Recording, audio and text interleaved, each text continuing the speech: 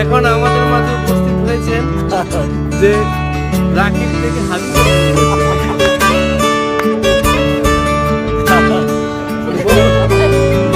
লিঙ্গ পরিবর্তন হয় না, কিন্তু নাম পরিবর্তন হয়ে গেছে।